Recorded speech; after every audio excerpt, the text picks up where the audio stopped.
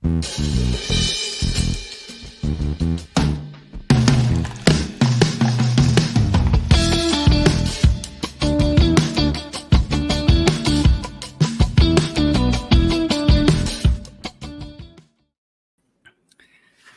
evening, good morning, good afternoon, wherever you are in the world. Welcome back to Social Confoes. I'm your host Diego, together with Shanluk. And Shanluk, how are we doing this week? It's been pretty hectic for me, but I'm looking forward to disconnecting tomorrow. You're disconnecting tomorrow. I have a conference to prepare for. So, yeah, it's been hectic. I mean, all the drops that we discussed, all the and thank you, by the way, for those of you who don't know. I got a relentless key. I didn't get it for free, but Diego helped me get my Impact Theory relentless key, and so I'm really grateful for that. And also have some gotten some other NFTs from people over the past year. So thank you for everybody who's contributing to me to feel like I have something in my OpenSea account. So I'm really excited, and I'm also really excited for today's guest as well. Yeah, so what are we gonna talk about today? So I think it's really awesome, and I'm really happy with the flexibility of today's guest because we don't know each other for that long, and this is actually going to be the first time that going to speak more about her expertise. And the funny thing is that we connected on Twitter, and that's why I love Twitter as well. It's this amazing space where in compared to Facebook, on Facebook it's really family and friends you connect with, and Twitter is really a space where you look for common interest and connect with people with common interest. And uh, at a certain point, I was like, I'm going to finish the National Blog Posting Month next month because next month, November, is National Blog Posting Month. And I tweeted out, yes, I'm committed to finishing because on Hive, I've had streaks of 26, 27, 28 days, and I never finished the full month. And I really want to have a month that I post at least once a day. Like it's kind of like this goal that kind of always kind of kills me near the end of the month. And then Jennifer tweeted out like, okay, so if you're gonna do that, are you up for the national podcasting one as well? I was like, wait, wait a minute. And then I became really interested, and I was like, hey, we're doing podcasts. Diego's doing podcast. I'm doing podcast. I think it's time to introduce somebody who has actually had experience with podcasting for I think 15 years, Diego. Can you imagine? What were you doing 15 years ago? I was still in high school, Okay, so not knowing where to go. without further ado, we're gonna introduce the e-podcaster. She will explain to us what e-podcasting stands for. Without further ado, Jennifer Navarrete, welcome to our studio. Thank you so much for having me. I'm really excited to be here, and I'm thrilled that Twitter is what got us connected. I love that. Yeah, Yeah. I really love Twitter in the way that it niches down and brings people together from different communities. And I especially see that in especially the crypto NFT space recently, that people just connect, follow each other, share stuff. But coming back to you, as Shanluk said, you are the e-podcaster, and e-podcasting is, I guess, something I'm not familiar with yet. So could you enlighten us a bit where that E stands for, and how that came about? Sure. In 2005, I heard about this thing called podcasting, and I was like, you mean I can record something, put it up on the web, and no one can stop me? And I was like, sign me up. I cannot wait to get started. But I didn't know what I wanted to podcast. And so I was talking to my sister, and we were drinking coffee, and she said, well, I'll do it with you, but I don't want it to be hard. It's got to be something that's fun. So we were kicking around a bunch of ideas, like, back and forth, and we'd be like, no. And we'd have an idea, and he'd be like, no. And then finally it occurred to me and I said, hey, what about this? She's like, what do you mean this? I go, this thing we're doing right now. She goes like, what are we doing? I said, we're drinking coffee and we're talking. And she's like, okay. And then we came up with the title of the Morning Brewcast. And that was in 2000, September of 2005. And the e-podcaster comes from I was an entrepreneur. I'm still an entrepreneur. And I thought entrepreneurial podcaster, that's really long. And most people don't know how to spell entrepreneurial. Sometimes I even forget how to spell it. So I thought I'll just put the letter E in front of podcaster, and that stands for entrepreneurial podcaster. And now if you search for me, e-podcaster, on Instagram, on Clubhouse, on Twitter, that's going to be me. Wow, so you basically coined the term back in the early days. But this brings me back. Let's go back down to history. So you've been podcasting 15 since 2005, 16 years now. And just to give people a glimpse of how was podcasting back then, it was on the come up, it was, um, basically rivaling or competing against radio, like the freedom of speech and everything. So would you say, are we still at an early stage in podcasting compared to 2005 when it was on the come up?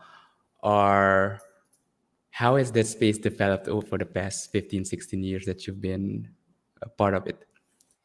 Yeah, it at in those early days, it was very much we thought we were all gonna be famous. We all thought we were gonna get rich. It was, like, so amazing. It was very early days. A lot of venture capital money was getting thrown in there, and then it kind of, got flat. It was flat for many, many years. We were still podcasting, but it just didn't gain traction until many years later, and I'd say probably in the last maybe 5 or 6 years, all of a sudden, the rest of the world kinda caught up. And I'll give you an example of what that means. When I used to go to business mixers and I would, be talking about business things, but then, some of the stuff goes personal. Be like, hey, have you heard about podcasting? Most folks hadn't. And the few that had were like, oh, yeah, I listened to some shows. I'm like, cool. Are you podcasting? And people just thought I was speaking Klingon. I was talking about podcasting at a time when people couldn't, number one, didn't know it existed, didn't know what it was. Why would they care? How would this apply to business? Same thing with social media. I mean, back in those days, we were talking about social media and how it could work for business, and people are like, "Oh, that's for kids." There's no way that's for business. And of course, now we fast forward, and it turns out everybody likes to speak Klingon, and podcasting and video and social media definitely are for business. It's for everything. And so I've been able to watch that progression and to watch everything come to pass, which really helps me kind of have a good understanding of when I see things coming down the pipe.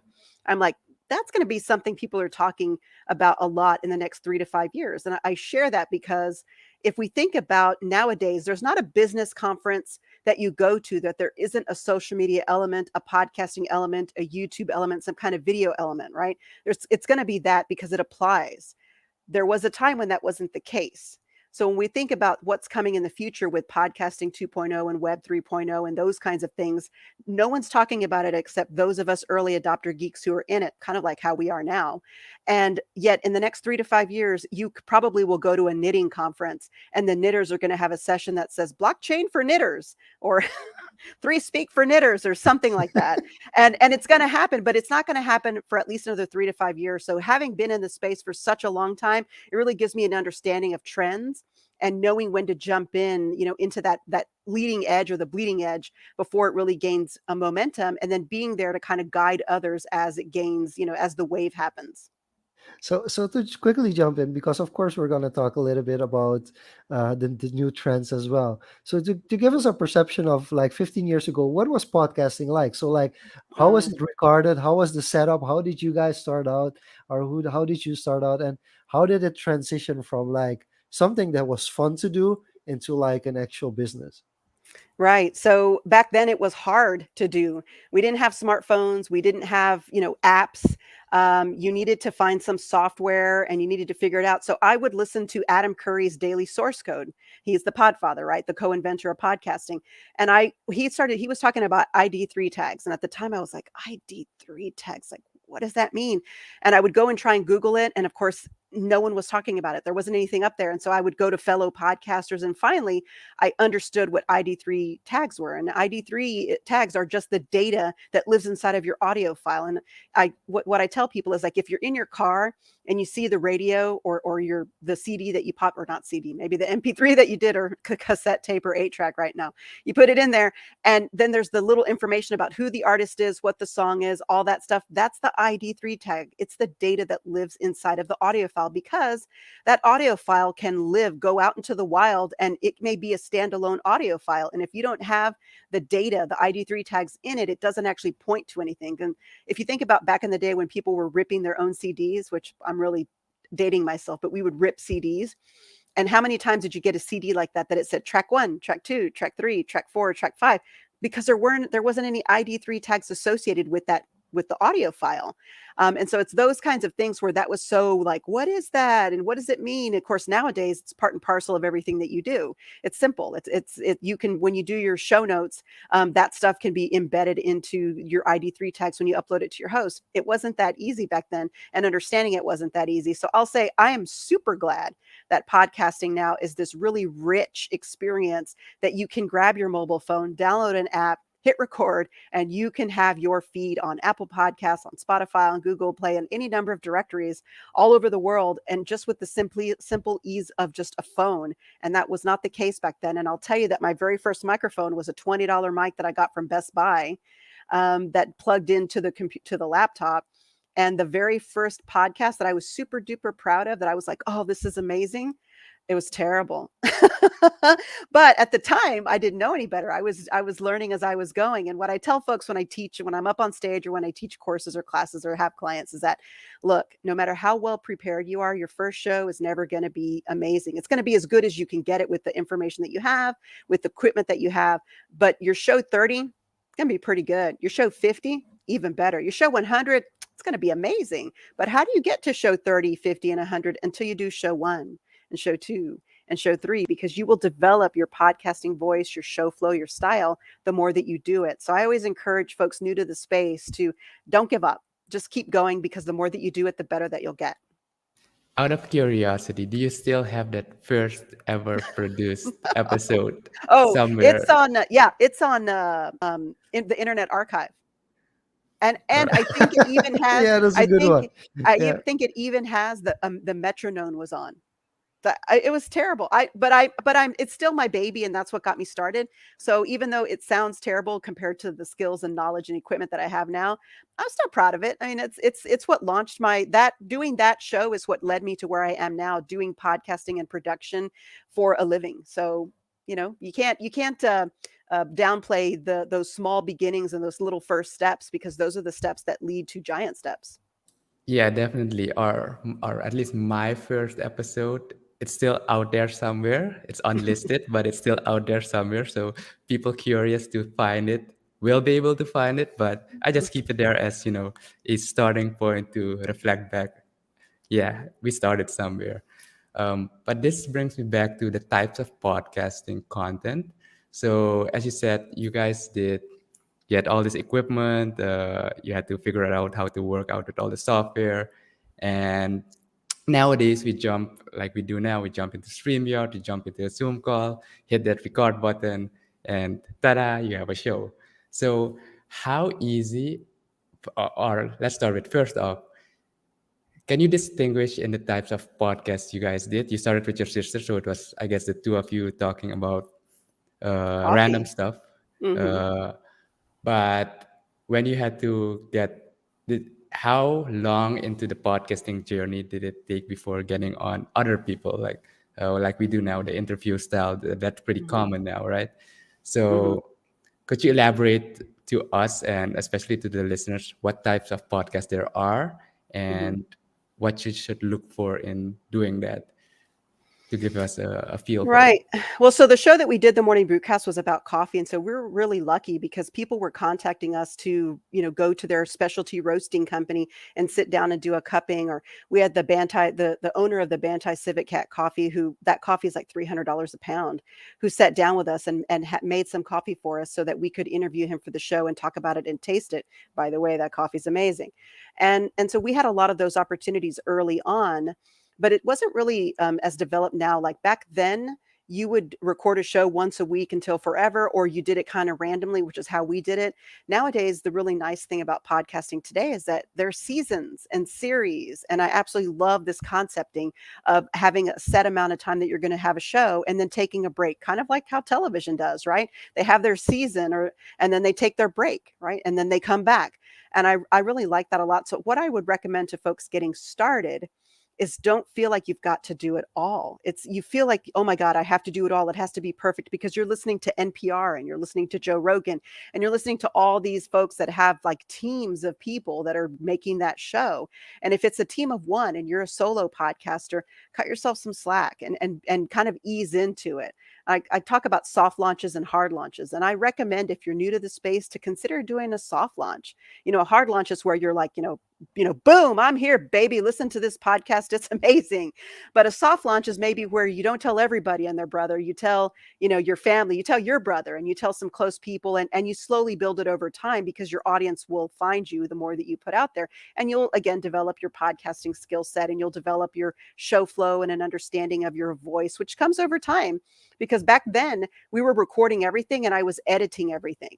And those 3 a.m. editing sessions were no fun. That gets old really, really quick.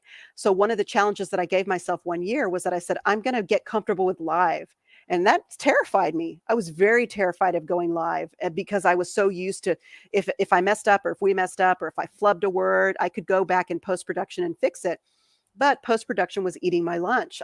Those 3 a.m. editing sessions were not going to go for long. So I thought I have to grow as a podcaster. I'm going to have to get better. And one of the things I need to do is I need to get comfortable with live. And now, of course, it serves me really well because I do shows like this with you all, and I do my own shows, and I'm ready to roll. And by the way, you're going to flub, you're going to stutter, you're going to make mistakes, you're going to say something, go, wait, let me say that again, and it's okay. Like, don't feel like you have to be perfect. You do not have to be NPR unless that's your goal. In which case, if that's your goal, more power to you. But the average podcaster, your audience wants to hear what you have to say. They like your spice and your flavor. They want to hear from you and your experience and your perspective on things. And so you have a mission and a message. And I recommend to get it out there. And I think podcasting is an absolutely fabulous way to do it. Wow, that's such a golden nugget. Thank you for sharing that. So I think it's funny because we had like a completely opposite road. Well, actually, the ease of software like StreamYard is kind of the reason why we said like, okay, Social Confoes, we're just gonna do 50 episodes in a year. That's basically the goal. So we didn't make any other commitments. We were like, okay, we're just gonna do this every week, 50 weeks. Let's see where we end up. And I don't think it would have been possible if we would have to edit all the episodes after that because Diego still does it. I mean, Diego cleans up some of the audio, but not really like taking out like certain and ahs and those kind of things. But also, and for me, I completely feel the season part and the commitment that we made is we're not gonna do seasons. We just want to have the 50 episodes up, and after that, maybe the 100 episodes up, and after that, the 200 episodes up because we wanted to have that feeling of like we can see like where we are and what we can handle. But we're already seeing that like uh, posting the announcement visual, uh, putting taking out snippets from this podcast and putting it on YouTube, putting it on TikTok, putting it on Facebook, putting it on Twitter. It's like a full production. Mhm. And for us, yeah, that would be the next question is like, how do you leverage that at what point? Because if you have a niche podcast like the morning brew, like you said, it's like you go and you go out for coffee, and there's of course a certain interest already because it's a niche towards a certain product that a lot of people want to promote. But for starting podcasters, at what point do you start reaching out for deals when it comes to sponsorships or ads on your podcast? And what's the trajectory, I think, or what's the process going towards monetizing your podcast? So typically when folks ask that question, and I know this is why you're asking it, you're thinking of the traditional model of like a TV station or a radio station, right? Where they have a sponsor who comes in and has the spot. And podcasting has followed that model to some extent, with some success for some and others. And of course, there's Patreon where your supporters come and support you. And so you have to remind folks to go there. And there's all those kinds of things. The other consideration is that as someone who was doing a podcast and at the time speaking Klingon to everybody, when everyone else started to speak Klingon, all of a sudden they were like, "Hey, you've been talking about that thing. Can you come do it for us? Can I hire you to train us? Can I hire you to do it for us? Can you come and do these things?" I did not intend to do this as a career. I did not know that me thinking that, I could record something, put it up on the web, and no one could stop me, and starting a show was going to equal to me having a full-time career doing this years later. But it does. And so that's another thing for folks to consider. The skills that you're learning doing your own show, the way that you develop your systems and your processes, the way that you do your equipment, your editing, the way that you promote your show, all of those pieces are marketable. And you can sell your services and your skills to others who want those. So it may not be that you're making money off of your podcast per se. Maybe you don't want ads on your show.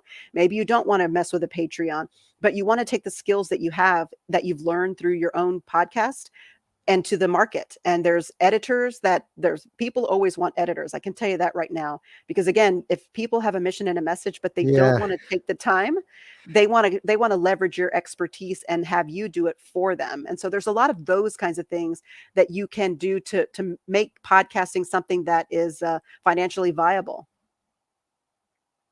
that's awesome advice. Thank you so much for sharing that, because I think that's one of the things that definitely is also what's happening from my perspective. The software that we use now is software that we also use for clients and we use for paid products. So it kind of pays back.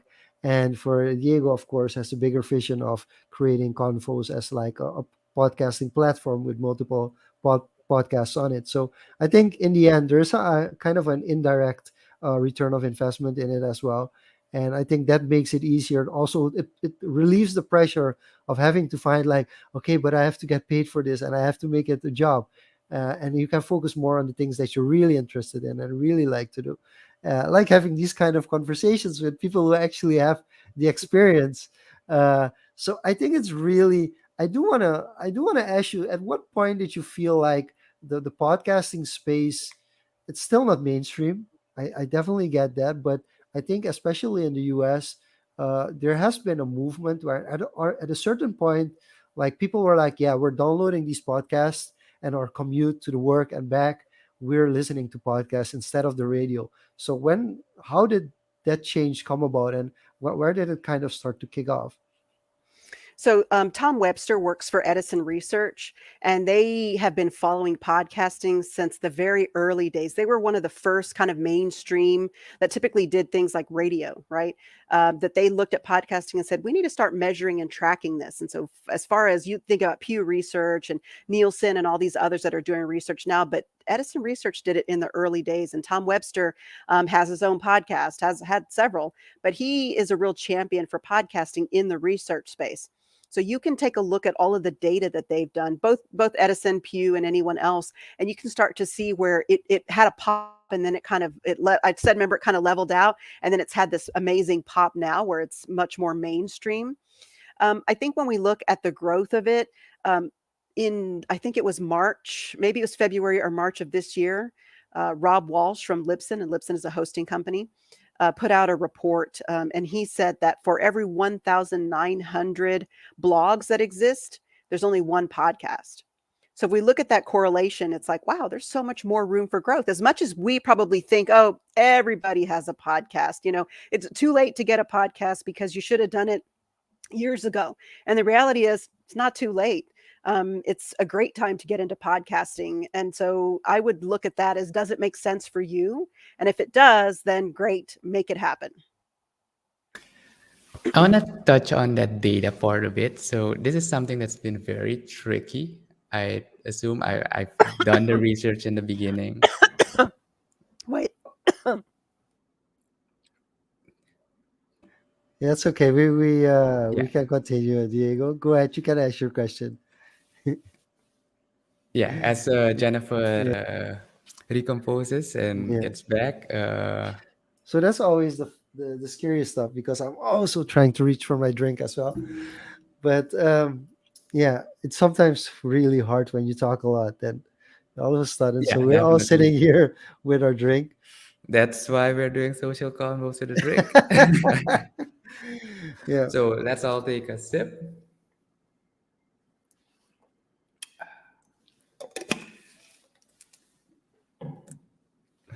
I said a sip. You took the whole can. I was really thirsty as well. As Jennifer was speaking, I was already waiting for the moment that I could go and put out my drink because I was really thirsty as well. I think it's one of the difficult parts is getting your drink out. Oh, we get a comment from Fausto saying Prost. What are Yes, you thank you. drinking, Fausto? Fausto, what are you drinking today? Well, maybe that's a good question to ask. Sipping Confoes is what Devin says. So maybe you can ask the people watching and what they are they currently drinking, or what's the last thing they drank before watching this show. Or do you even get a drink when you tune in every week, like a Oh no, no, fixed drink? that's wow. Okay, so this is a good one. Sursakte. How do you say it? Soursop? Soursop tea? Soursop tea? Um, I have no translation for that, Soursop tea. I guess it's soursop tea. Okay. and it seems yeah, Yeah. Jennifer is Yeah. Yeah, see, back. Fausto saying soursop. Yeah, so All right. Jennifer is back. We gave her quite a scare. So so welcome back, Jennifer. Guys, that was crazy. It was so crazy. This is the challenge with live, right? There's not like, oh, that's okay. We'll fix it in post. No, Yeah. we're going to go. Well, Yeah. we're fixing it on the fly. Yeah. So we asked the people watching and what they were drinking at the moment. So Fausto's drinking soursop tea. Soursop Mm. tea, that's a really speciality. And Jeff, all the way in Belgium at the moment, is drinking a good cup of mint. Oh. That's also good. And Devin is drinking a bottle of cold water. So so what are you guys drinking? I have to ask the question now. Water? Same I here, got some water as iced well. tea. Actually, have some tea this time. Usually, it's water though. Okay. So Diego, Mhm. you were about to ask a question. Go ahead. Yes, back to you, Jennifer. So you are talking about the data, and of course, in the beginning, I did my research on data, on podcasting, especially figuring out how big the podcasting here is here in Suriname. Pretty, because the majority of podcasts, I think, at least 90% are very U.S. based, English speaking. Now you have the Latin areas coming up. Mm. Indonesia surprised me with the Mhm. kind of with their stats as well. But then again, as a podcaster ourselves, and when you look at the data of downloads and all these different platforms like Spotify, iTunes, your website, every platform shows different stats. And Mm. it's very fragmented, and it's very difficult to come back to that data to pinpoint like, oh, this month I had so many listens or downloads, because the podcasting listening apps, something like Castbox or Podcast, they download beforehand automatically sometimes, so that does not necessarily equate to a listen. So how, in your experience in the last 15 years, 15 years have that has data analytics in podcasting played a role? And can we trust the data now, or how more reliable is that data now? Yeah, you're right. It's very fractured because the data that you get from one company is not going to be the same that you get from another because everybody's pulling their own information. I think there's a lot of opportunities for it, but it's too fractured. I don't know if it'll ever actually be that way because then we think about the podcasting 2.0 space, right? They pulled the feeds from Apple's data, which most folks did. But now people are actually uploading directly to the podcast index. So eventually, as that shifts, the data from the podcast index probably is going to change from what you see there. And of course, Spotify has their own data that has nothing to do with anybody else. And YouTube is, now fast becoming it's the number two search engine, and it's quickly becoming one of the top places that people go to listen and watch podcasts. Which I have to tell you, that was a big data point that kind of surprised the heck out of me because I thought, as a podcaster, sure, you could have a video podcast. I get that, but the fact that I needed to really think about doing strictly audio podcasts and sharing them on YouTube because people will go and they'll have it on a tab in the background and they'll listen, or they'll have it on their phone and they're using YouTube because it is such a great way to search for information. So I actually shifted a lot of how I do stuff now for myself and for clients to make sure that YouTube is part of the strategy. Whereas before I always left it as an option. It was like, if you want to do YouTube, we can do YouTube. Now I tell all my clients, you're doing YouTube. You have to do it because that's where the people are. And you think, oh, well, why would I be there? the way I look at it is that all of these directories, you're like, why do I have to submit to Apple? Why do I have to submit to Google? Why do I have to submit to Spotify? Why do I have to submit to, Samsung, the phone company just came out with their own podcast directory. Why do I need to submit to all of these places? Well, because people, the audience is in control. They are going to choose where they want to listen. And if you're not there, they don't know you exist. It's easy for us to think, oh, of course they're going to be with Apple. Apple's the largest. Not anymore. They're losing market share in a big way, and quickly. And Google and YouTube and Spotify and everybody else is hot on their tail and gaining market share. So let's say you only were on Apple Podcasts, and all of these other directories and companies are gaining market share. And people maybe who have Android are never going to, even though you don't need an Apple or an iPhone or anything in order to listen to Apple Podcasts. Most folks have that perception. So someone on Android may never ever go look at Apple Podcasts in order to download. And if that's the only place you're at, you're limiting yourself and you're limiting your audience reach. So when I think about just the opportunity that's out there, um, be in all the places, because you don't know where your audience is going to discover you, and make it easy for them to discover you and make it easy for them to go deeper. Put your website on there, put anything else. Kind of like how we do with social media, right? You've got your website, so that's where your home planet is. And then you have all of the social channels, and those are like your satellites that go around planet Earth. Earth says, I'm Earth, and here's all my satellites. And a satellite says, we're us, and here's the planet Earth. Everything should point to everyone else to make it easy for your audience to go deeper. Don't presume that they know where you're at. You think, oh, they found me on a directory. They may have found you on YouTube. They may have found it on social media because somebody shared something and somebody else shared something else. And then they're like, who is this person? I'd like to know more about them. So make it easy for them to find you and for them to go deeper. Did I answer that question, or did I go This down a is rabbit trail? Yeah, but the rapture is quite kind of interesting because this kind of brings me quickly to because to look at it from a broader perspective, it's exactly what's happening with social media. So you could have like a YouTube video that had like 300 views, and then somebody cut out part of it and put it on TikTok, and it gets like a million views, and like nobody even realizes that there's like a complete episode from it. So I think it's a really interesting thing is like we don't kind of even good content, like it surprises me sometimes how much good content, like quality content, really gets no exposure, and how some really sometimes really crappy content gets millions of views. So it's kind of like understanding, like leveraging the awareness of your awareness of the show or something that you produce. And I think in that sense it's becoming more difficult as well because it's getting more fragmented, so it's kind of harder to reach everybody. and Hmm. and it's really getting into this tribal culture where you need to have like a tribe or group of people that's really interested in this space. Like shout out for the people that are actually watching social convos every week, because there's a really small group. So we really want to thank you guys for joining in as well, because I don't think you really know how much we appreciate it, that there's a very loyal group that's tuning into these episodes and is always kind of interested, just like us, sometimes even a little bit techie, and going a little bit into details, which is the following question that I want to bring up, because that's now the transition that I want to do is like, um, prepping for your podcast. And I'm gonna kind of bring it to the next segment, overrated, underrated. How important is it to prep your podcast, like your show, and how important is to find a format, or how much is it okay if it takes more time that you're not able to find a format starting from the beginning? So one thing, a few things to consider, and I think the challenge of getting started in podcasting is that the techie geeky aspect of it. There are so many options, but that also can feel overwhelming. Like, well, where do I start? Right? Back when I got started, there was only one way to. It was very limited on how you could get into the space. Now there's so many options that even though in essence, it should be easier, and it is, it can also be extremely overwhelming. So I kind of like to break it down this way. I think that there's four levels of podcasting. Level one is mobile, right? You've got a mobile phone. That's your production studio in your pocket. You're ready to roll. Download an app, make it happen. Check, you're a podcaster, right?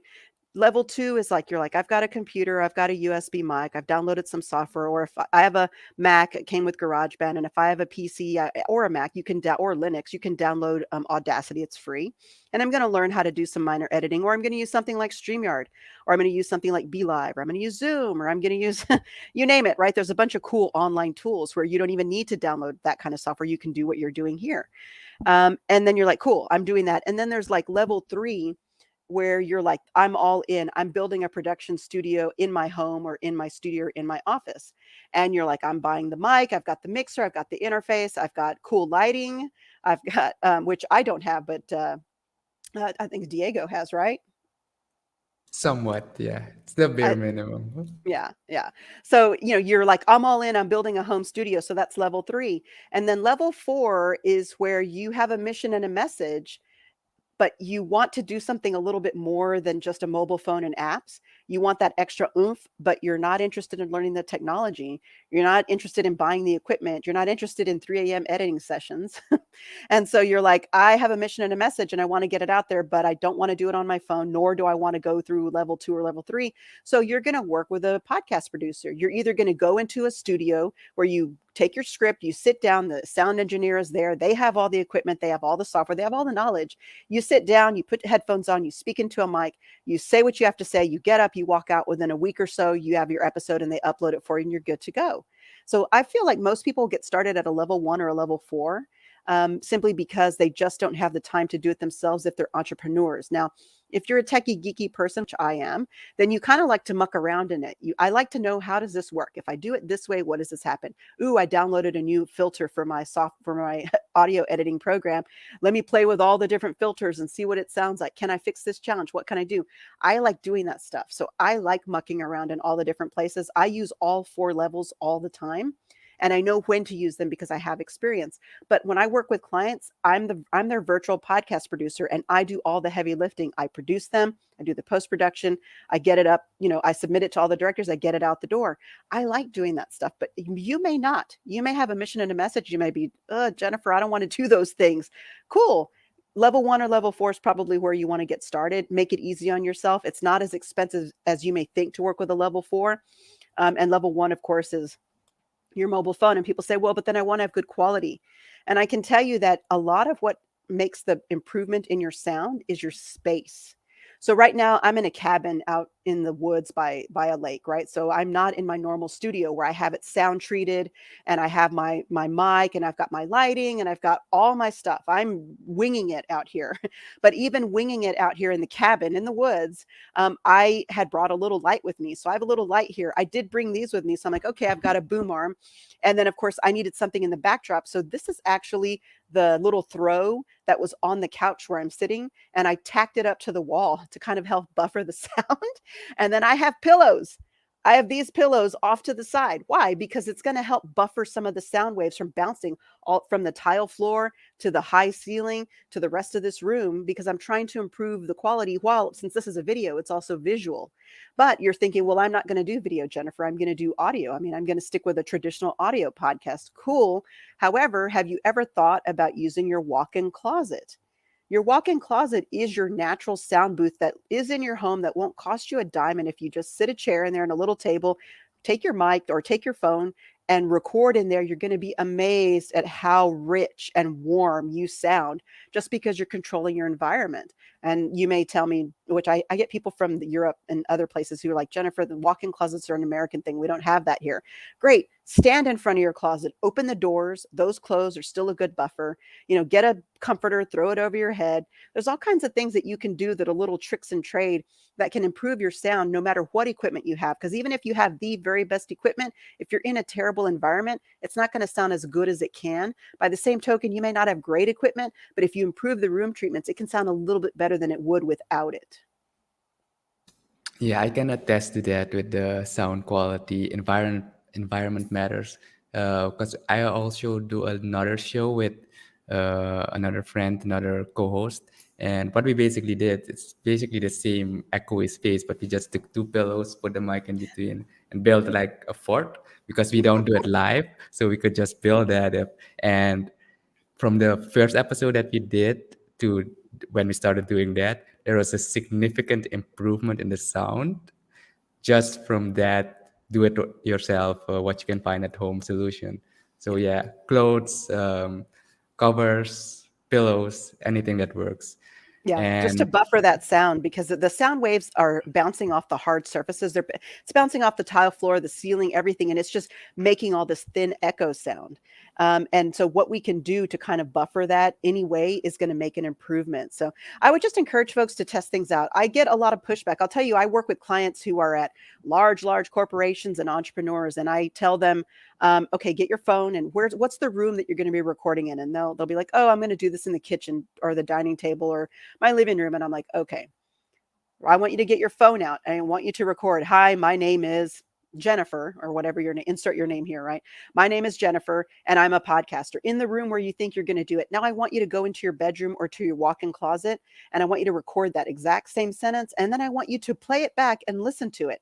And I have never had a single person ever tell me that their living room or their dining table with big, huge, bouncy, hard surfaces was better than a bedroom, which typically has carpet, has a bed, has curtains, has things in it that buffers the sound, or their walk-in closet, which is ideal, was worse. They're like, oh no, I hear what you're saying now. I understand.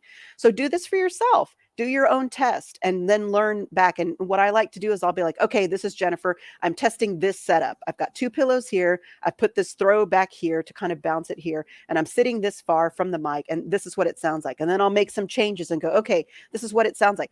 I do this to this day because of the different environments that I'm in. And then I'll listen back and I'll go, let me try this. Let me try this. You'll find what's going to work for you best and then use that and do that. And again, if you've got pillows and a sofa throw, you can do it. awesome. Yeah, before we go into the overrated, underrated, I want to emphasize one thing that you mentioned in your 4 levels. And I really loved how you broke down into those levels. Level 1 to level 3 is basically the do it yourself, and then level 4. And I want to tie this in to what you mentioned before into Jean-Luc's question on monetizing. So basically, as a solo podcaster or someone who does this yourself, you're ideally looking for level 4 podcasters to potentially monetize instead of sponsors or big companies or advertisers. Am I interpreting that correct? Right. For me, that works. Again, you may be like, I don't want to do anybody else's show or I don't want to produce them because that's a big responsibility, because they're coming to you for guidance. They're coming to me for my expertise. I've got many years of expertise. I've done podcasting at all levels. I've worked, with big Fortune 100 companies all the way down to mom and pop, right? So I've got a broad range of experience. And so folks want me to come in and bring that experience to them and to guide them and to lead them from I have an idea to here's my show and now I'm on season 4. That kind of a thing. And so it's really a nice kind of place to be that guide. Think of yourself as the Obi-Wan to their Luke, right? They are the hero and you are the guide. And I'm here to guide them and to train them and to educate them as they get going. Another thing that for folks to consider is that let's say you have a great idea for a podcast, but you want it to get sponsored, but you don't want to wait until you have like, I don't know, 100,000 listeners or anything like that. You want to get sponsored right out of the gate. I was at Podcast Movement maybe 2 or 3 years ago, and I sat in a panel where Jean Chikoski, I think her name is, she's the podcaster for Her Money. If you look up Her Money, she's from the radio space, and she was given some copy to do a host read on the radio station, and it was for a financial advisor. And she's like, I don't know a lot. I don't know this financial advisor, and I don't know a lot about money, and it makes me feel uncomfortable to do a host read because typically that's like an endorsement, right? People trust the host, the radio show host. She said, "How about let me counter offer? How about instead of them having me do a host read on my show, how about if they sponsor a podcast and join me as a co-host to talk about money for women?" Because she goes, I'm a woman of a certain age and I really don't know that much about money, but I'd like to learn. She said, and I get the feeling there's other women my age who would like to learn as well. So she counter offered the advertiser. The advertiser recognized what a great opportunity this was and became the co-host to her and sponsored the podcast. Now, granted, she's someone who's known, but who says that you can't do that with someone in your local area? Maybe there's a small business that probably ties really well into it. And I'll tell you that if I were doing morning broadcast today, If I were starting Morning Brewcast from scratch, I would approach the roasters and the coffee shops that are in my area, and I would ask them if they wanted to not only sponsor the podcast, but to be a co-host on the show. That would be how I would approach the Morning Brewcast if I were starting it over. That is some awesome different way to look at it. And with that being said, Shanluk, I think this is a good time to go into overrated, underrated. So how do you want to do it this week? Okay, sure. Let's. I think there's time for three overrated, underrateds. So Diego is gonna do three overrated, underrateds. I'm gonna do three overrated, underrateds. We're gonna switch it up. Do you want to go first or should I go first? I'll take it this week since you took last week, so Okay, I'll go good. first. Um, we mentioned this in the beginning. Gary Vaynerchuk, overrated or underrated? I like Gary V. I think people think he's overrated because they see a lot of him. But the reality is that we need people like Gary Vee in the world to lead the charge and to keep saying the same thing over and over and over again. If you listen to him now, he's saying the same stuff that he was saying way back in the early days. You know, he's has a bigger platform, he's got more experience, and he can give you more depth and more nuances to it. But the core of his message hasn't changed. And yet we think, oh, everybody knows Gary, he's overrated. But the reality is there's going to be somebody who's hearing about him for the first time, and he needs to keep repeating what he's saying so that people can get it. Or you may have heard him 10 times, but it didn't cement into you at that time. And all of a sudden, the 11th time that you hear it, you're like, oh my gosh, I totally get what that means because it wasn't your turn. I kind of think about things that we read or we see. We've seen them before, but all of a sudden they speak to us in a different way. You know, kind of like we weren't ready for it, or it wasn't the right time, or we didn't have the right knowledge, or we didn't have whatever. But all of a sudden, the thing that we've heard and seen before speaks to us in a completely different way, has a different impact. So I think a lot of people would say that Gary Vee is overrated. I've watched him and seen him go through this, and I think he is someone who should exist and keep doing what he's doing always. Okay, since Diego went for the personal brand question, I'm also gonna do personal brand because you are the e-podcaster. So I do have to know, Pat Flynn, overrated or underrated? Uh, Pat Flynn, I think he's a nice guy. I don't really follow him that well. I mean, not to say I haven't watched his videos or I haven't seen him speak at conferences or I haven't interacted with him occasionally on Twitter, but I don't follow him in the same way I might follow someone like a Gary Vee, and not for any other reason than there's only so much time in the day that we can dedicate to who we're going to follow. I think he's got a good message. I know the smart podcast, The Player. I've used that before. I think it's really good. I think we should have Pat Flynn's again in the world as well. I'm not exposed to him enough to know if he's overrated or not, but the little bit that I've been exposed to him, I like him. I think he's a good guy. All right, then let's switch to platforms now. Twitter Spaces, overrated or underrated? Underrated. Nobody knows it exists. So few people know it's there. And the people that know it's there, it's not enough. I feel like, I've been I think I'm on Twitter Space maybe since late February or early March. And of course on Clubhouse before that. Um, the social audio space, as much as we think, oh, everybody knows what that is. No, they don't. They don't know what it is, and they don't know where to find it, and they don't know why they should use it. They don't know, does it have a business use? They don't get it. And this reminds me of podcasting. People didn't think it had a business use or that it had a space. And people are paying more attention, but the average company, the average entrepreneur, the average business person, they're starting to pay attention to this, but it's still early in the game. And if you wanted to look at a way to make money in this space, get really good at it and become a host of that and become someone that people bring in to do it for them. I heard about a company, an actual company, an agency who has now added Twitter Spaces to their rate card, that they will run a Twitter space for their, whatever companies that works for them, and do the giveaways and the Q&As and moderate and do all those things. There's a nuance to this kind of stuff. If you're really good at Clubhouse, you're really good at Twitter Spaces, and eventually Facebook, when that gets rolled out to the general public, that's a service that you can provide that people will want to do because they want to get in there. But again, they don't want to take the time to learn. They don't want to run the room. They don't want to learn the nuances. They just want to get in and share their mission and their message. And if you can facilitate them being able to share their mission and their message, then there is an opportunity for you to do that as part of your business. Even though it's also partially answered, I do want to ask overrated, underrated Clubhouse. Uh, I feel kind of bad for Clubhouse because they're the ones who invented, or not invented, but they popularized social audio in such a way that deep pockets like Twitter and Facebook and everybody else and their brother was chasing after them. I think Clubhouse's big mistake was not releasing an Android app soon enough.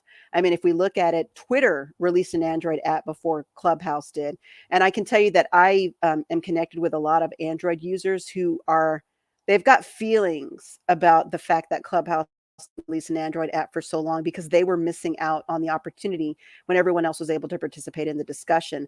So I feel like I hope that they survive because they really are the most well fleshed out social audio app. Twitter Spaces is nowhere near as fully fleshed out as Clubhouse is. I mean, Clubhouse has it down. I mean, of course, granted, that's all Clubhouse does is social audio. So they're hyper focused and they're really good at it, but I feel like you have to go to Clubhouse. It's not part of your normal thing. Whereas with Twitter Spaces, you're already going to Twitter just to do the normal social. And when Facebook releases it to the general public, people are already going to Facebook less and less, but they're still going there. And so adding another feature to something where you're already going is easier than people having to actually do something completely different that's not inside of the norm. So while I hope that Clubhouse sticks around simply because they were the ones that drove this entirely new feature rich opportunity, and it's great for us podcasters, social audio is because the skills that you know as a podcaster also translate into social audio. And so, can you become someone that records social audio or live stream social audio for individuals or companies that want that to happen, but don't want to learn the tech? They don't want to do it. As podcasters, we already know this. You're doing StreamYard right now. This thing that you're doing right now for your show, interviewing people like me, you could do Twitter Spaces and Clubhouse recordings and live stream it using StreamYard out to, LinkedIn, to, Twitter, to Facebook, to YouTube, to, insert dot, dot, dot, dot, right? And that's a service that companies or entrepreneurs or individuals or business professionals will pay you for because they want to get out there, but they don't want to learn the tech. They just want to get their mission and their message out there. That is quite a lot with the social channels being so heavily integrated into one another nowadays. So this brings me to my last one. That's a bit one of the traditional social channels, and that's newsletters. Are they overrated or underrated? I've never been a newsletter person, I can tell you that. I know that everybody has always said you've got to have your list, and I've done newsletters for clients, on projects, but for me, I've never really done them up until recently because Twitter bought Review and Review is built into Twitter. And so now if you go to my profile on Twitter, it's twitter.com/epodcaster, you'll see that the very first thing on my profile, as you scroll down, before you see a single tweet, is my newsletter because Review is integrated in there. So I have, as of last month, started to do a newsletter that comes out on the 20th of every month, which is tomorrow, right? I guess I should work on it. It's coming out tomorrow. This is And so awesome. This is so awesome. Of course, the people that are doing audio won't be able to see this, but we're gonna pop it up on screen for those of you who are actually watching, because I do think this is really really awesome. I didn't know about this, so this is so much fun. Let me quickly see if I can pop it up.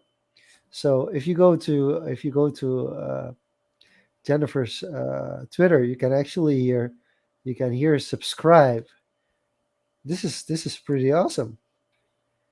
Okay, but it's going to my this is going to my Yahoo address. I guess I have to update my Twitter first before I subscribe. But this is pretty cool. I saw it like the first time I was on your Twitter profile, and it wasn't clear how that was popping up there. But now I finally understand. So right. that's interesting. It's So it's really desktop interesting. only. So you go to your desktop, go to the sidebar, and one of the options is going to be newsletter. And it's going to tell you, review, and you just connect it and make it. They have templates. It's super easy. You can integrate tweets in there. I mean, it's very low lift. And because you already have it, you're active on Twitter, and because you have an audience, and because, it makes it really easy. And I actually know someone, Madeline Sklar, who does the Twitter Smarter chat every Thursday.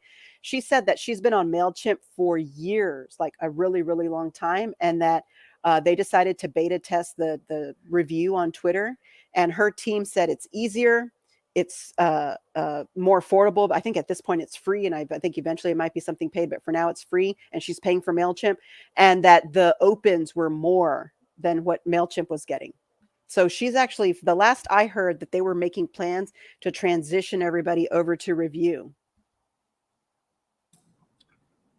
That's interesting. I saw Wow. it, and I'm gonna look Wow. into it. Thanks for Yeah. sharing that. This is a good one.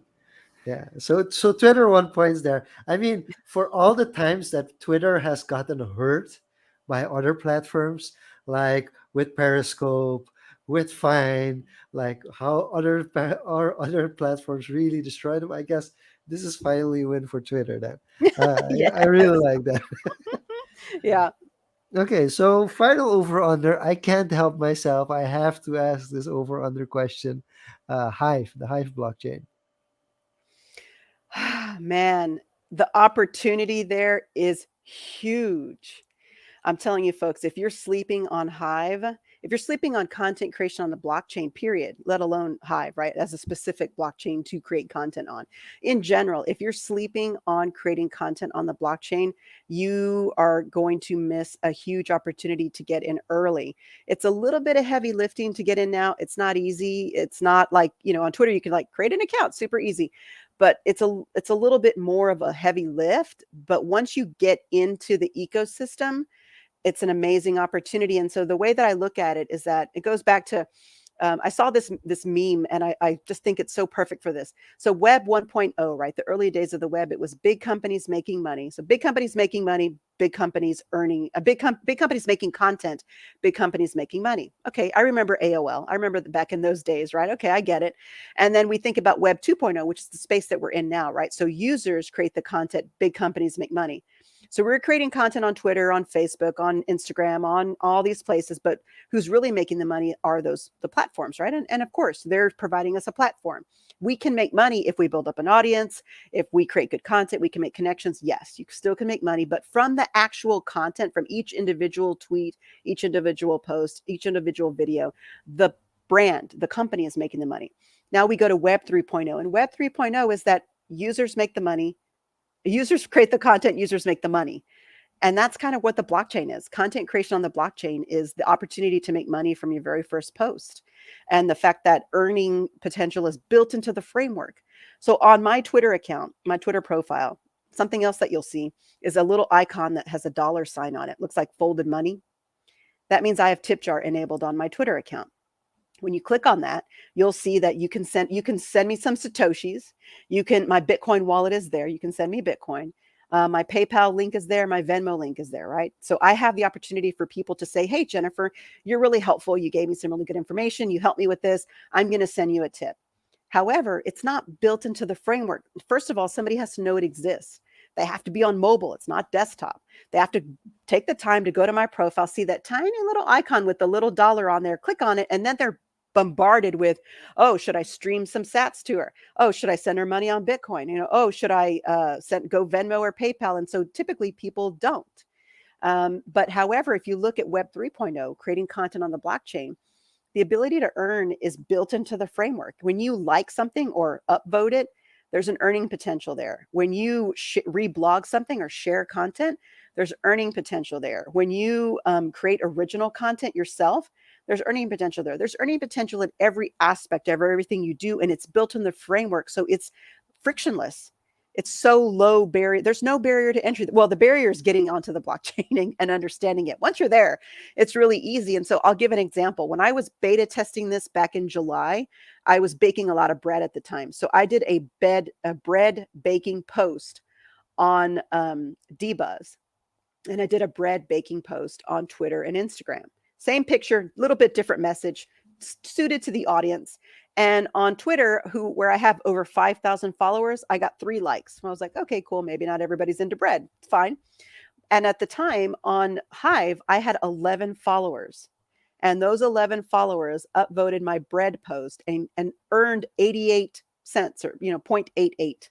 Now, granted, you don't earn all of that because you split it between yourself as the author and their curators, but it's just built in. It's amazing. If you're sleeping on content creation on the blockchain, please don't. And if you're looking for some content on that, I started a show with a co-host, Shane Mata, in July called the Crypto Content Creators to explore this, because I feel like, based on my history of looking at podcasting and looking at all these different trends and where things are going, Web 3.0 and creating content on the blockchain are going to be pretty soon. Like I said, the knitting convention is going to have a post about how to do Hive or blockchain creation for knitters, and we should absolutely be there, building the framework, having an understanding of it, so that we can teach it to others, so that we can make the onboarding process easier for them. And that's kind of what I'm doing for National Podcast Post Month, is something I created 14 years ago.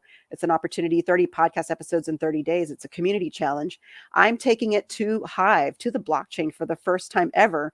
And the biggest challenge is, how do I get all these podcasters who participated in with me during National Podcast Post Month for the last 13 years, now for year 14, get them to join me on the blockchain so that they can get a real sense of why they should be paying attention over here.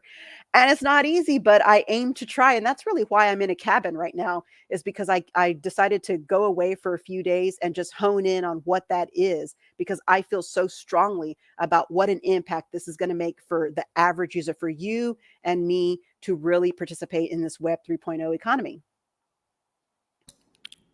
I think for a lot of people, you spoke a lot of Klingon there, but we understood. Yeah, but I think this is a great promo for next week for the social media conference as well, because this is Before I hand it exactly, over to you, yeah. I do want to say one thing. I think that high onboarding process is a very important data point and sign that we are still very, very kind of prehistorically early in this space. Mm. And as you said, you have experience in recognizing these trends and being able to identify it. So if there's a hurdle, see it as a sign to look into it more, because then you'll be an early adopter. And the early adopters are usually the people who actually 5, 10 years from now benefit from that early growth, early experience, early exposure. And I think Jennifer nailed it in that last segment on how she explained Web 1 to Web 3.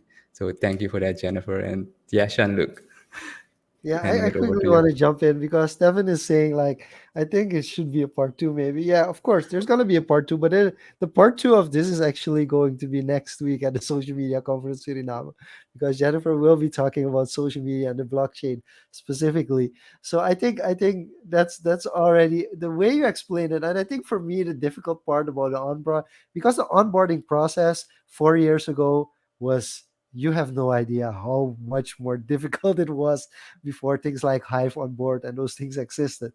So where that was really beta. But I think one of the main things that is really difficult is like telling people, it's like, you can't lose your keys. Like, that's something for like on a normal social media platform. It's just like, oh, I lost my password. I'll just reset my password to my email address and I'm done. And when people lose their keys on the blockchain, it's bye bye. We say in Dutch, bye bye, swy swy. It's like, it's gone. Like, you lose all your NFTs, you lose everything. If you can't log in, basically you've lost access, and there's no big brother that you can go to, like, hey, I lost my keys. Can you fix this for me? So I think it's really really cool. And also Jeff is shouting out here and he's saying, I'm learning a lot here. So thank you, Jennifer. So Awesome. we have to go to the final, of course, the Hive shoutouts. And for those of you who don't know, Fausto is basically the godfather of Hive in Suriname. He never takes credit for it, but he's the one who has really been the one to identify like why this platform is so important. So heading off to the last part, and we already crossed the hour mark, so We're not going too extensive, but we do quickly want to talk about the National Podcast Posting Month. Am I saying correctly? National Podcasting Posting Month.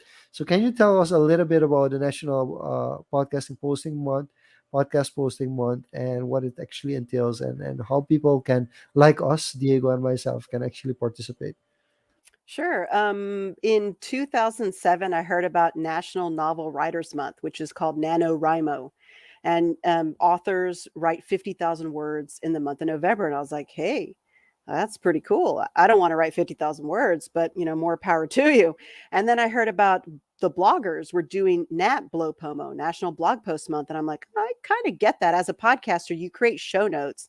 In essence, you're writing a blog post. Okay, I get that. And then I heard about the vloggers. At the time, they were called vloggers, VLOGGER, and it was called NaVloPomo, National Vlog Post Month. And I was like, holy cow, the video folks are going to make a video every day in the month of November. I'm like, all right, I'm sold. I'm going to go join the one for podcasting. And I went and looked, and it didn't exist. And I was like, this is a travesty. There's no way. And so 3 days before November 1st in 2007, I launched NaPodPomo, National Podcast Post Month, to go in line with this. And it's been going on ever since. I had no idea if anybody would join me. So it was 30 podcast episodes in 30 days. How you do it is up to you. Some folks do it, every single day. Some folks batch record over the weekend. Some folks record in advance. Matter of fact, I was a guest on a show 2 weeks ago that he's recording all of his episodes now, and will release them daily in November. There's no real hard, fast rules except for one. And that is that on November 30th at 11:59, in whatever your time zone is, as long as it's that you have 30 episodes. If you have 30 episodes at that time, you have won the challenge, and you get to we have this I did it badge that you can put on your blog or on your podcast page, showing that you participated in the challenge and that you completed the actual challenge. And what it is I like to think of it as a fail fast, get good opportunity. Remember, I shared earlier that my show won. I was so proud of it, but it actually wasn't that great. And because I didn't know what I was doing it for the first time. And anytime we try something new, it's going to be a little rough and tumble. Well, for folks that are new to podcasting, where you're like, Jennifer, you guys have kind of got me going. I think I want to do this, but I'm not sure. I'm still a little hesitant. Remember, I talked about a soft launch? This is a great opportunity for you to kind of muck around in a safe community space, because you're going to have folks like me who use NaPodPomo, even though I've got lots of years of experience, as an opportunity to try something new and to experiment and to muck around and maybe fail and maybe go, ooh, here's how I can make it better. So there's a lot of us going in there and really taking the time to kind of just play in the podcasting space to learn, be part of that learn, share, grow. And we're there to support one another. So week one, typically everybody's super energetic and they're like, this is amazing. I love this. I'm so glad we're doing this. Week two, between week 2 and week 3, people are like, I'm insane. Why would I do this? Why am I doing this to myself? I can't believe I'm doing this. But then by the time week 4 comes around, you're re-energized again, and you're already missing it, even though you're still doing it, because you realize that you can see the end in sight, and you realize that all the friends that you've made and all the experience that you've had, that it's going to come to an end on November 30th. And it's just a wonderful experience. If you've never done it, I recommend you give it a try. It's very flexible, very fluid, and you've got a community to support you. And here's the kicker. I mentioned this. Now NaPodPomo is going to the blockchain for the first time ever. And we have a community on Hive that I just launched like last week. And I'm still trying to figure out, how do you do a community? Oh, you need to do this and all that. So I'm learning. I'm using this as my opportunity to learn. And now I'm like, okay, I need to go to 3Speak, and I need to put my podcast on 3Speak. So you're going to see me mucking around learning something new, this NaPodPomo. And I'm hoping to bring podcasters who participated before there. But I'm also hoping that folks that are on Hive that are well versed in that space will want to come in and play in the podcasting space with me. So yeah, NaPodPomo, fail fast, get good in 30 days. Exciting. I'll need to sleep on that. But 30 days. Sean-Luc has done a lot of 30-day challenges in the past, and from different things, from habits to posting on Instagram. Yeah, So yeah. Like I said, I think I've fully completed 2 challenges, 30-day challenges. One was actually a result of Gary Vaynerchuk challenging somebody for 30 days and saying, I'm going to watch your profile for 30 days. Wow. And that's how the 30-day challenge came to existence. Also, the 30-day challenge Suriname, which is happened in 2017, I think. I want to say 2017 or 2018. We did it, and that was posting a video every day. So that was a big challenge. That was kind of the national flogging Hmm. challenge, and that really was tough on us. But I did finish that one, and afterwards I also finished one which had like more to get a certain routine in. So, for instance, not drinking any beverages that contain any carbonation or any sugar for a month, or reading a book every day for a month, or going to bed before midnight every day for a month, which is for me extremely hard. Uh, but there are different ways, but I think for me, the content one, and I do want some advice on resources, because I think um, it's really hard to do a challenge like this in combination with something else. You Hmm. really have to free up your schedule and say, like, this is the only thing that matters for this month, because otherwise I feel you're not going to be able to complete it. But maybe you can give us some tips, like how to there's a funny thing. I'm quickly going to give a little bit of an insight, because we were both in the Hive chat today, and the question was asked if you're a planner or a pantser, and I was like, I think you actually said, is pantser a word? Because it's basically saying like, okay, I'm just going to do this. I have a general idea what I'm going to do, and I'm just going to pants it.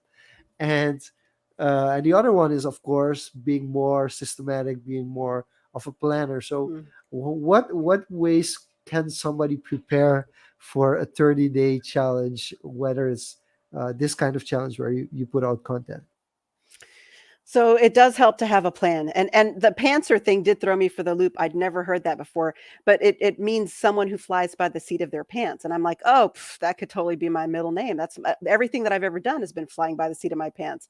I did not know I'd be doing this as a career. I just, all those years ago, but now it is, because I was like, ooh, what's that? Let's try that thing called podcasting. And now here I am doing it for a living. So yeah, fly by the seat of my pants. Yeah, me. But I think it helps to have at least a framework. And the way I like to look at something like any 30-day challenge, whether you're doing vlogging, video, podcasting, anything, is to think of it like a book. And it starts with a once upon a time, and then it completes with the end or to be continued. But in the middle are all the chapters that tell the story. And think of each of those chapters as maybe a bullet point for you to either write about or speak about, so that you can say, okay, this story goes from here to here, and there's all these pieces in the middle. And how do I take my audience, my viewers, my listeners, my readers, how do I take them on that journey? How do I experience that journey for myself? Because when you're doing a challenge, you're stretching yourself. You're stretching, you're growing, you're trying to figure stuff out, you're stumbling. And that's the point of a challenge, right? If it wasn't a challenge, it would be called an easy. An easy is something you don't have to think about at all. That takes no effort at all. A challenge means you're building some muscle, whether it's physical muscle, or whether it's mental muscle or talent muscle. You're building it. So there's going to be a little rough and tumble. You may have sore muscles. You may stretch yourself and get tired doing it. But I would say that giving yourself permission to go ahead and go into a challenge is really important, knowing that it's not going to be perfect, that it's not going to be smooth, that you're going to stumble, that you're going to want to quit, that you're going to hit a wall. Know that going in, because then when you come across that wall or you stumble, you can go at that's okay. I don't have time to sit here and be upset about the fact that this blog post, this episode, this video, this whatever it is, isn't great. It was okay. Maybe I just phoned it in. I just did it to cross it off the list. But maybe tomorrow's is going to be amazing. There's no time for you to sit here and be sad or mad about how well you did not do, because tomorrow is another day, and tomorrow means you get to do it again, and then the day after that means you get to do it again. And the doing and doing and doing and doing is what improves your skill set, improves your knowledge, it builds your muscle. And that's why I think a 30-day challenge is a really great way to figure out whether something is for you. Before you buy equipment, I'll tell you right now, before you spend a dime on podcast equipment, before you build out your studio, before you do anything, do a challenge. Do a challenge, because you may decide that I really don't like podcasting. You may think you may want to do it, but all of a sudden you go through the effort just using your mobile phone with an app, and you realize this isn't for me. Now imagine going through that, but having spent money on equipment. And now you're like, I really don't like this. And now I have all this equipment that I spent money on. So I recommend a challenge for many reasons, but first of all, really just to grow. Yeah, it's for growing, and at the other end of the spectrum, some self-validation, like, is this actually for you? Stick or not? So I think that's some great advice. Comes back to the Atomic Habits by James Clear that I often mention when it comes to building habits. But with that being said, Jennifer, thank you. We've been over it for a bit over an hour. And to close it off, where can people best reach out to you? I assume it's Twitter at ePodcaster, but yeah, where can people find you, look you up, Yeah. listen to your podcast, etc.? Yeah, so if Feel you free to wanna share. do that, it's ePodcaster is gonna be really easy. My name, jennifernavarrete.com, but most folks don't know how to spell that. Or even, if you wanna listen to the Crypto Content Creators Show, it's cryptocontentcreators.com. If you're interested in the NAPOD Pomo challenge, it's napodpomo.org. But I'd say if you just go to Twitter and look up ePodcaster, that is like the starting point for you to go deeper. Got it. Thank you. And for everyone who tuning in, thanks again for sharing your comments. Today, Facebook was especially, mostly Facebook actually today, for tuning in. And as always, Shanluk, last words about the conference next week, because you mentioned Jennifer's going to be there again, and then close it off. Yeah, so for those who are, if you are interested, of course, you can go to socialmedia.sr to find out more about the social media conference. Jennifer is also a speaker over there. And while Diego changes his lighting, we're going to close off Social Confoes for this week. We want to thank you all for tuning in. We want to thank you, Jennifer, for this very, very insightful session. And I also feel like we earn, we need to give you something for this. So we're gonna send you a gift. We have to decide what kind of gift it will be, Diego. But we're gonna send you a big thank you as well. And since you're talked about crypto, we're gonna send you a crypto gift for all the wise lessons that you've given to us today. Um, we really want to thank you for being here. Again, we want to thank all the listeners and the people that joined in. If you're listening to this audio or the audio version of this podcast, thank you for tuning in as well. And as always, this was Social Confoes. See you again next week, same place, same time. Bye bye.